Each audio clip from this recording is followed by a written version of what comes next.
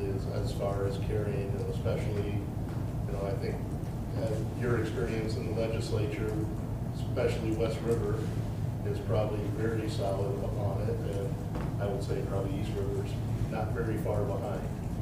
And I think that we do a lot for security of our citizens and everything, but we also have to have that openness so that citizens can approach us.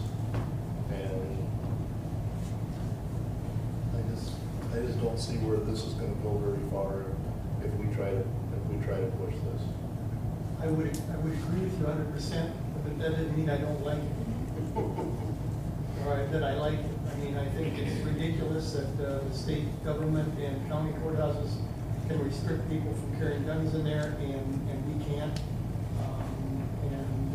But on the other hand, reality is it's not going to go anywhere. We meaning every municipal office in the state of South Dakota, Box Elder, where there's one person in the office 40 hours a week is not protected from active shooter. You know, that's part of it. It's not just us. This isn't a selfish piece of legislation, but I also understand it. I hear what you're saying, but it's just kind of a shocking thing to know that that state legislators will sit there in the Capitol because they made the Capitol an exception to the rule. The Capitol is protected, the courthouses are protected, and schools obviously are protected, but not city facilities. It's just an school district meeting would be the same thing. It's a school. It's a school. They're covered. You can't carry into a school. Not a, you know, you can, but not legally carry a gun into a school board meeting in South Dakota. I agree with you, Dean, and there is a bigger drive to get rid of gun-free zones than there is to restrict firearms. People are wanting to get rid of gun-free zones because they feel like, hey, this is a perfect target. If you're a bad guy and you have to pick going into the bank to shoot it up or going into a school to shoot it up, well, hey, it's a gun-free zone. They go into a school. I don't know the concept or why people do this. However, you know, hey, going into the bank, there's guys all over the place with guns. A gun-free zone is, there's more of a drive for people to get rid of gun-free zones than there is to restrict guns in buildings. How's the north side of the council? I was going to ask about what we talked about in the executive session a few weeks ago. Are we making any progress on that? I mean, I'm just asking, are we doing anything? Oh yeah, That's the main. That's still being worked on. It's not. Yeah. That's all I can say. Well, you can't set us up like that. You can't talk about executive session in public. It's against the law. It's against the law. What law did I break? State law that says no executive session. It's city ordinance. And city ordinance. No, wait. I didn't talk about anything Well, but you specific. brought it up. I don't want to argue it. I'm just saying, you just set us up when we do things like that. I just. Anything up. Yeah, well, I guess we'll end that discussion right now. We'll just say what happens in executive session. I just want to make sure we don't forget about doing what we And talked we'll about. leave it at that. Any other discussion of this priority? I agree, Paul. I think that's the consensus is to pull it. Well, I think because the other side of it, I mean, I feel how I feel, but I think the other side of it is that some of our things are really important, and we want our legislative priorities to be really serious things that we really can't get behind, and this is one, you know. Let's go into our new ones. Jim, if you're kind of background on the first one, I'm going to get a cup of coffee. Anybody want? Number one, the new, this is a staff initiated, and it basically says that the Sioux Falls City Council proposes legislation that would reduce, remove, repeal, or reallocate the municipal sales tax, liquor tax reversion, or any other municipal revenues to any other unit of government, or would expand the power to impose a sale or use tax to any other unit of government. This is being brought forward. It resembles, it mirrors core belief number 90 in the Municipal League Statement of Policy. There has been talk that a legislator is floating around a proposal to take city sales tax revenue and redistribute it amongst other local governments. And Tell us which core belief it is again. I Around ran 90. It's not 90. it's I ran not out at 7. Around at 73 also. all right. Do you have an Mr. Town, Mr. Finance. That's actually number 90 under the Just municipal regular finance. Okay, I'm sorry. Yeah, it's in the regular 90, not the purple leaf. So it's a statement of policy. Yep. So this is just being brought forward as another example of defensive language in preparation for a possible proposal to take city sales tax revenue and you redistribute it to other government entities. This is, it's just it's been talked about. I haven't seen anything in writing. I don't think the municipal league has seen anything in writing. But we thought we would put this forward and include it, especially for the upcoming legislative meeting. This is the one that has something to do also with possible taxation of internet sales? No. Is there, I didn't see anything here, but this would address that. Because we've also heard rumors that if the state government imposes a sales tax on internet sales, that they would, instead of distributing them the way they came in to the, as per zip code, whatever, they would keep the whole amount. There already is a sales tax. I mean, if you buy online right now, you pay something for a sales tax. There you go. Only if you have reciprocity. So for example, if I buy from Walmart, because there's a Walmart located here, then I can. But if I buy from Bass Pro Shops, there's no Bass Pro Shops here, so you don't pay sales tax. And it would start at $1 million of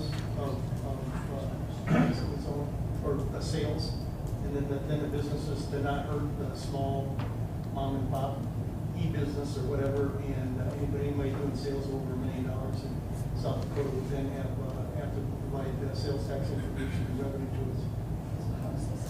Well, this would say that would be handled the same way as any other. New revenue coming in from the internet sales tax, instead of going to the cities as it would now, it would Yeah. actually be sent to the county or Or to the a state surrounding would keep city it, or something like city. that, right? But they wouldn't be collecting city sales tax. We're talking about municipal sales tax, not state sales tax. But it's all in one, it'd be a 6%. The problem is trying to find exactly what the amount is, and with the electronics and things, they can do that now. So let's just say it's 6% in Sioux Falls, because it wouldn't be an entertainment tax, it'd be 6%. And instead of giving us back, what, 2 cents of that, they would just either take that 2 cents, maybe give it to the county, or give it to, decide they're gonna use it for highway. But that's what this legislation does. It says reduce, remove, repeal, or reallocate the municipal sales tax or any other municipal revenues to any other unit government that would expend the power to impose the sales or use tax. So I think that this covers that. I think it does, I think it does. And if they wanna do that, I know that's fine, but don't do it and take it when it's our sales tax. Yeah, and we basically, sales tax are what funds city government. Property taxes are what fund county and school boards. Yeah, and we don't want to lose any portion of what our funding to another government entity, and that's the purpose of this legislation. Exactly. Talk about that. I'll say it would be a very interesting discussion if that is tried. Well, I was informed of that last year when we were up there, but that could be a possibility. Hope it doesn't happen.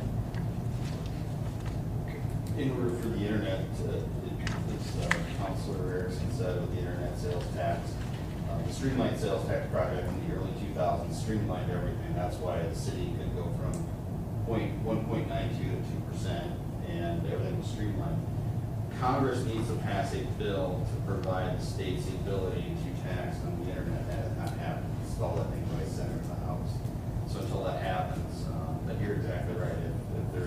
If it has existence here like Walmart, you got to pay sales tax. Go to Amazon, no sales tax whatsoever. So. Something to watch then. Yes, and this will cover it. Any opposition? And if so, justification for opposing this as a priority.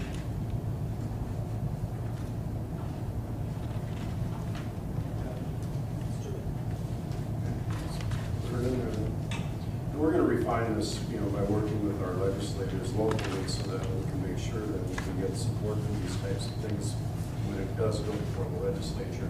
And to the municipality, we'll be working with Von Taylor on these things too. Number 2, Jim. The Sioux Falls City Council supports the legislation to raise the threshold for requiring a performance bond to $50,000. This one is requested by the Finance Department. There's also, should be a handout here, we say performance bond. It has the 2 state statutes. Tracy, if I mess this up, I'll hopefully have you come and save me here. But this basically is just mirroring an existing South Dakota Municipal League statement of policy. The reason for this change includes reducing the staff time that's paid to this, and also reducing the cost of the city. Oftentimes, if there's a performance bond that's added to a lesser cost contract, this cost is simply passed on to the city, and so this would simply mirror what the state already requires of itself. So, What is the purpose of the performance bond? Who would need a performance bond?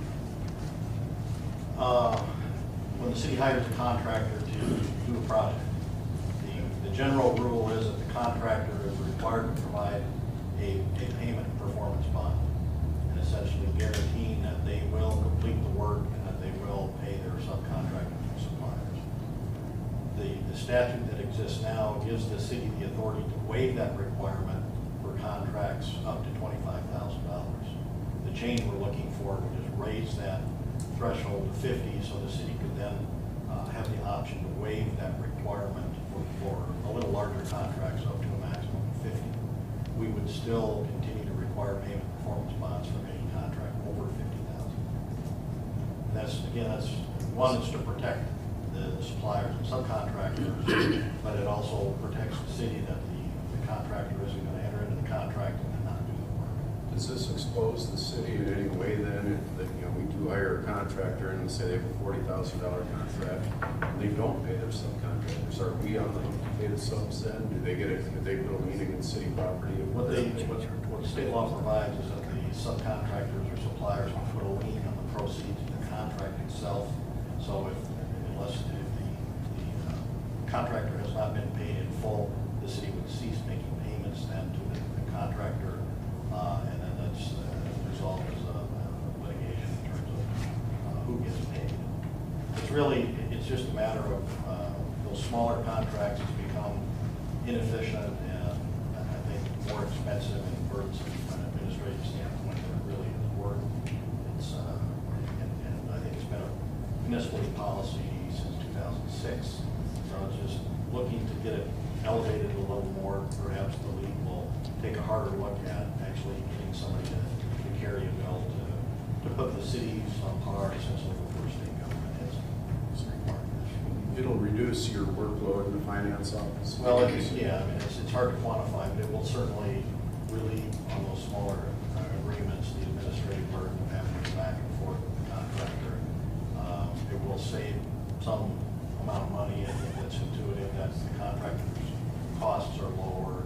In the long run, it should cost the city less for some of those smaller agreements. That cost the contractor obviously is passed through to the city.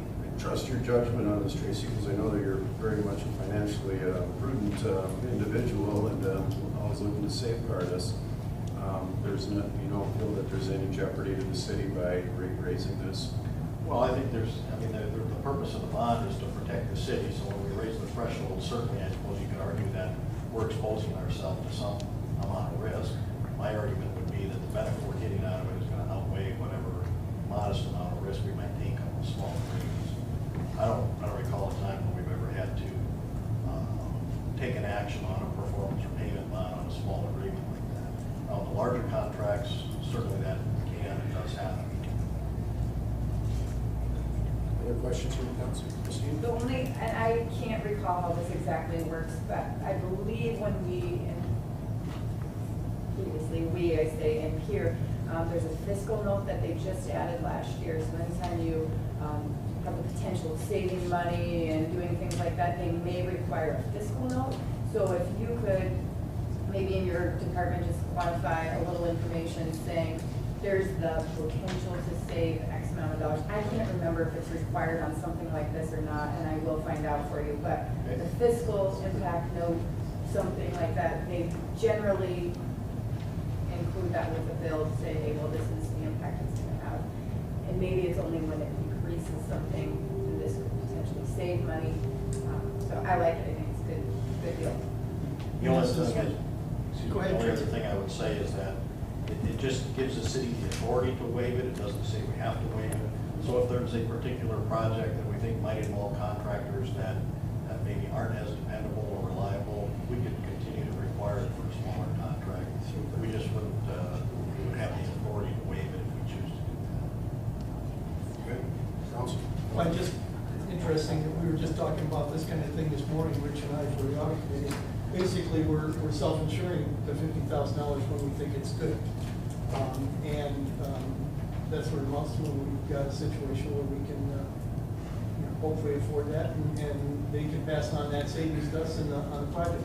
So We're already at 25,000, Yeah. so we're only increasing. Doubling it. Yeah. It's from 5 to 10 or whatever, and yeah. Tracy, does the bond amount necessarily mirror the contract amount? Yes. So it's not a percentage of the contract. Not on a payment or performance bond, they're written in the amount of the contract. Any other concerns? Okay. Any objection to including this as a legislative priority? It's good. Let's put it on the list. Third one. Sioux Falls City Council supports legislation extending owner-occupied status to income-based rental housing for property tax purposes.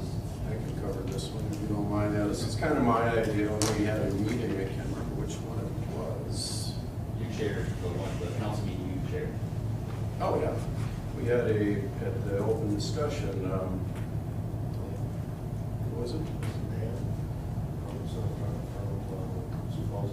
It could have been, yeah, somebody, it was a property owner, yeah, somebody that owns rental properties. Anyway, you know, we're always talking about ways to make for more affordable housing, especially to lower income housing.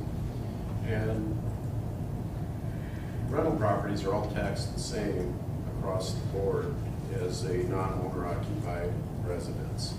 If you own your property and you sign a certificate that says I own this and I live there, you get a 20% reduction in your taxes. I'm just looking at a way where we can maybe reduce property taxes on low-income housing so we can make housing more affordable for people that have certified low-income housing or income-based housing to reduce that burden on the property owner. So there's never any guarantee that savings will be passed on to the tenants, but I'm sure would make it a whole lot more easy.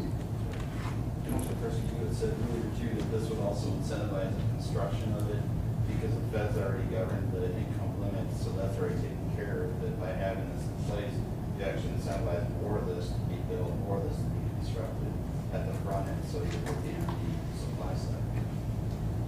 So it's just an idea, not a lot of traction right now, or maybe go ahead, Christine. We, in Pierre, I co-sponsored a bill that was somewhat similar to this, but you made it very more specific, which I like.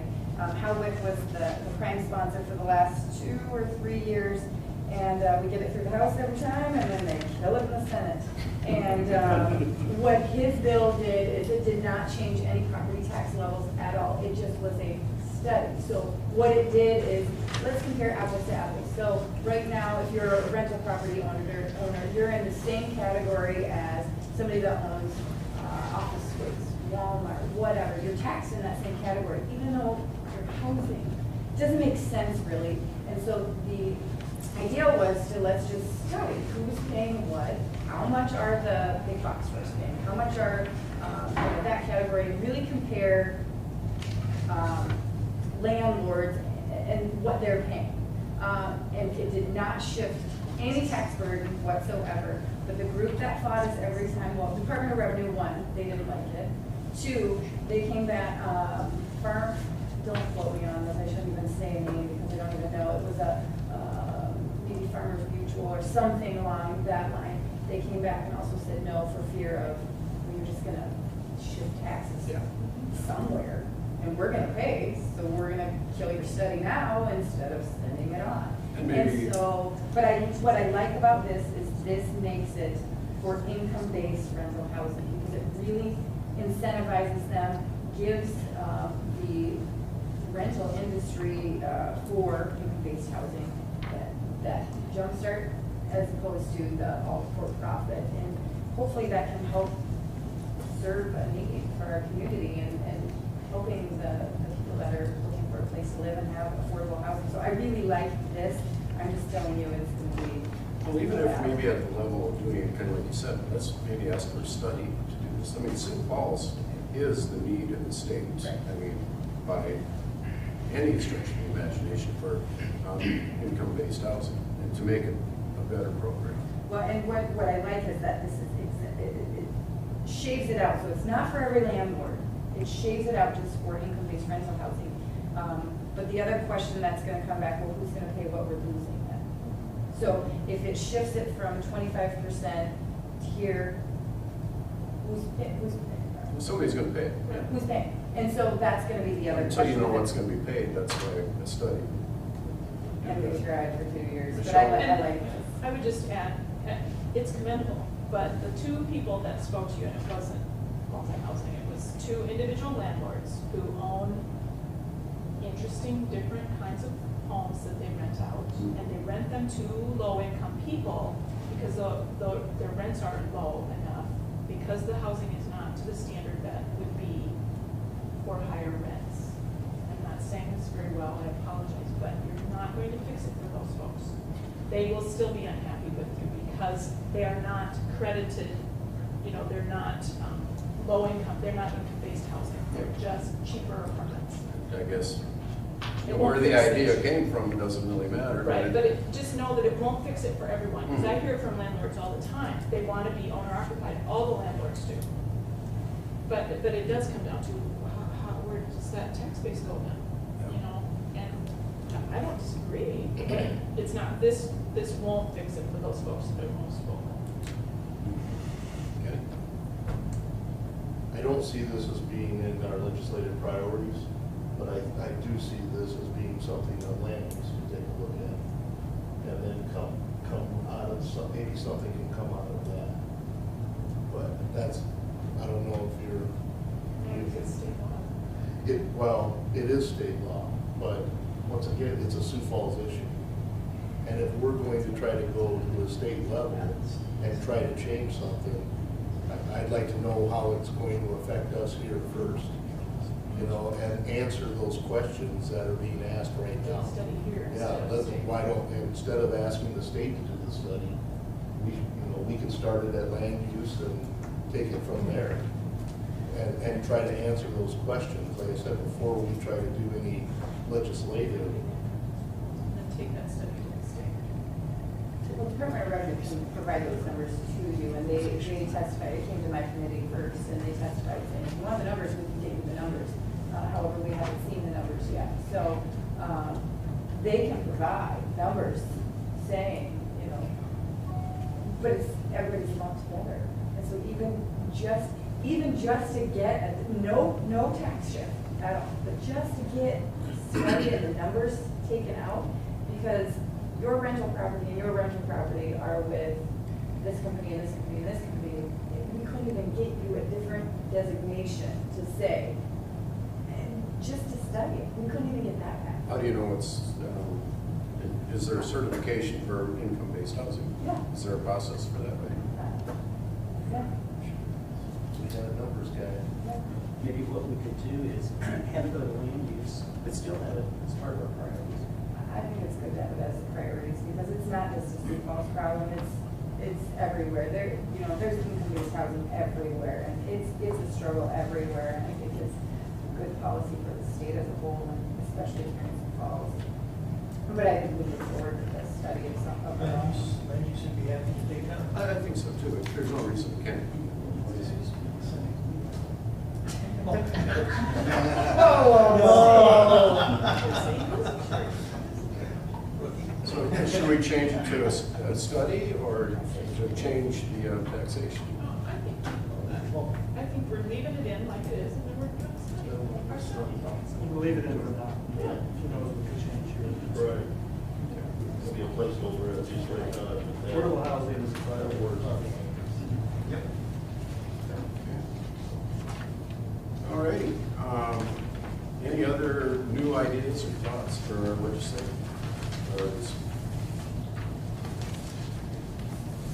Ma'am? It's not good when the attorney. Oh, no. And she has handouts. I feel like the student in the back of the room that says teacher. I do have a couple of things from Public Works I'd like to distribute. I can just.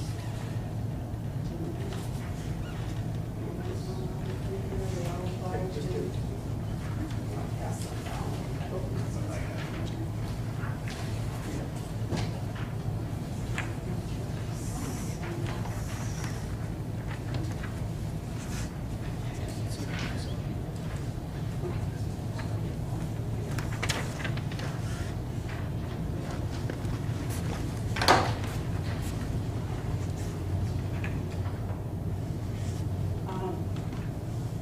It's actually two proposed priorities. The initial sentence would be the priority, and then the italics is just a little bit of additional justification and help me have some talking points that could be fleshed out for the legislature, but both apply to Lewis and Clark and continued construction funds. So the recommendation is that the city council encourage the legislature to continue to try and direct state water development funds, really meaning the state revolving fund that's administered by the Board of Water and Natural Resources. It consistently makes loans and grants with projects that are on the state water plan, and this would be to strongly encourage them to continue to provide money for Lewis and Clark construction. To the extent that payments are made, to the extent that there's more money that comes into the revolving fund, the legislative approval isn't necessarily required for the Board of Water and Natural Resources to allocate those funds. It's determined by a state board. This priority would direct that board to consider more seriously Lewis and Clark funding, and as you'll note that the rationale I put in there relates to water supply for that connection to Madison. It's the biggest increment that's left in South Dakota. There is more South Dakota work, obviously, but the Madison one is the priority one for Lewis and Clark, and it's the biggest one. And the justification would be that Madison's needs are pretty crucial right now, and that continuing construction would enable more Southeast South Dakota users to receive reliable water supply and to accommodate growth. We're in a position where we need water to accommodate existing growth, to meet the existing needs, but and also, of course, water for economic development in other ways. And then, White House, Southeast South Dakota, the Sioux Falls, we're the regional market. And then finally, it would enable the system to work toward its goal of maintaining a fully constructed water supply system supported by ratepayers. The more ratepayers you have, the better, the more healthy the system is. So those are the stated rationales for supporting just continuing to maintain, I guess, basically a high rate on the state water plan and try and get the legislature to direct the board issue those funds. The second part is basically very similar, except that it seeks direct legislative support for Lewis and Clark. And direct directly from the general fund. And as you'll remember, last year the legislature provided $1 million, and it was really to go toward engineering and some initial costs on that Madison piece. There was talk at the time, this is seed money. Make good use of this